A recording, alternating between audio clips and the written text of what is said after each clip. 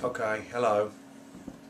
I'm going to be talking today about a piece of participatory active research that three of us have undertaken. It involved participants in data gathering, analysis and collaborative writing. To that extent, I guess there was an element of lifelong learning for all of us, me included, because we were all critically reflecting on our practice and work. I'm hoping that the talk will provoke some debate, because the research process has thrown up interesting and some problematic insights into literacy education as an example of lifelong learning. So I've only got a few slides, and from here on in I think we're going to be looking at the slides. The origins of the project. Well, they come out of the School of Education at the University of Wolverhampton. I am the personal tutor to a group of postgraduate students who are going on to teach adult literacy. My two collaborators are Georgina and Deborah, and they're both literacy teachers who work in FE colleges, and they've taken part in mentoring literacy students in the past.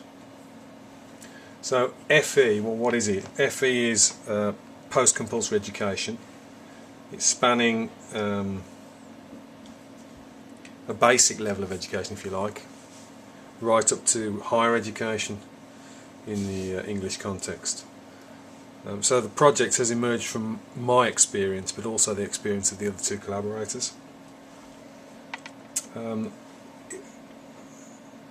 a great extent, that's meant that when I was undertaking my role of assessed visits, I became aware of certain tensions in the role of literacy mentors, that it was quite, well, there were issues around them delivering this role, and so that stimulated me to try and work on this piece of research to open it up. And writing together has become a way of exploring these issues in an active way with the mentors. Hang on, have I run out of... Yeah, sorry. I haven't kept up with the slides. But... Okay, the research project has told us important things about the context.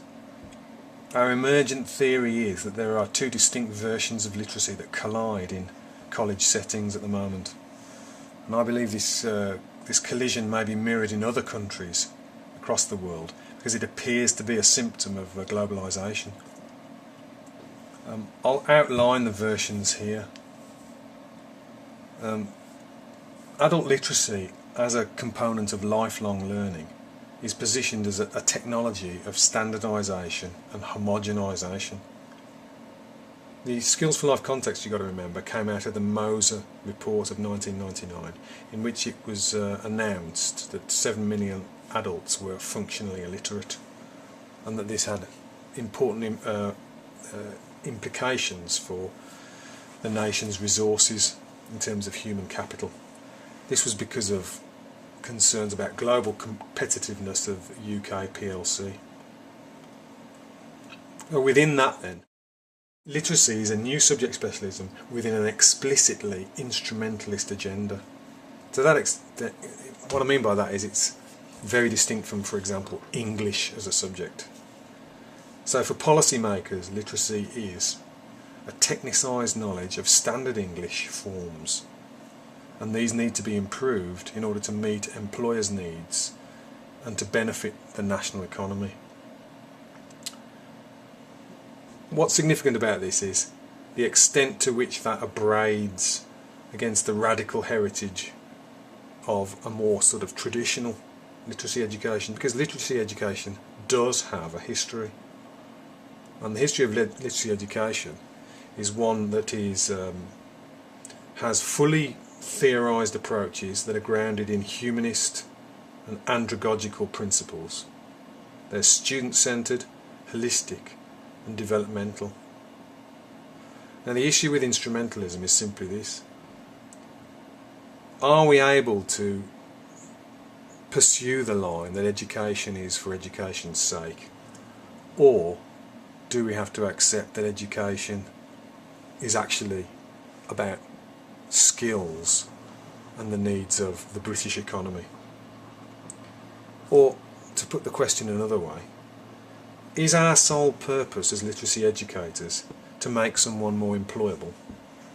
Or are we interested in seeing them develop as people, enjoy reading books, get pleasure from pursuing the social practices which are a part of who they are? The research methodology was collaborative. It made use of perspectives from literacy education and critical theory. It was collaborative. It wasn't a researcher outside looking in. It involved interviews with 6 different literacy mentors. It was critically reflective. It moved beyond emotion to analysis and theory. It was kind of archaeological, if you like, looking behind and examining the policy context to explain phenomena. It was social and interactive and discursive. I've got a quote there from Brookfield, which says that critical reflection is it's a social activity. It isn't something we do in an ivory tower or an isolated garret. It's actually something which is interactive. I've also called it horizontalist.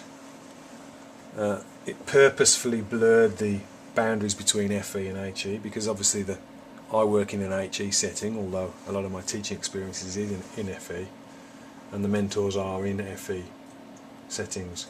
And there's that sense of us trying to develop a community of practice where we can share knowledge and information. It's also dialectical in the sense that the theory kind of emerged as we went along. Research was as much about the process as the product. As we moved forward, we found that it stimulated thought and the reactions amongst us. Basically, these literacy mentors were having to cope with terrific tensions between their pedagogical values and the principles and the demands of the work contexts they found themselves in. So the theory emerged. There was one that responded to this context.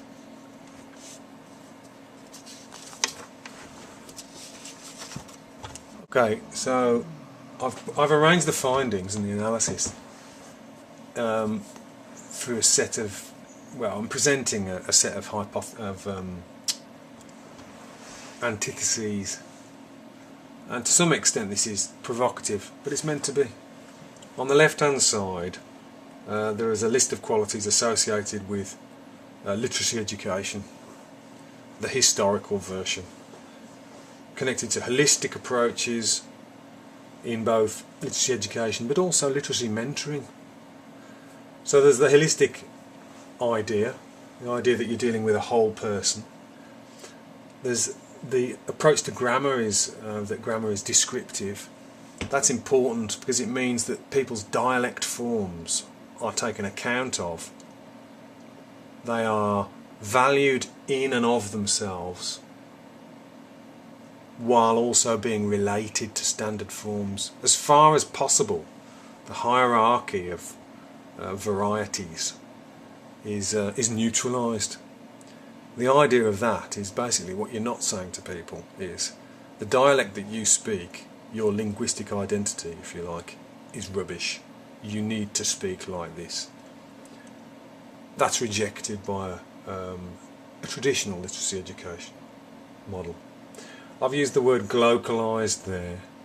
This is something that I don't know whether I can cite the person now, but globalised is the idea of local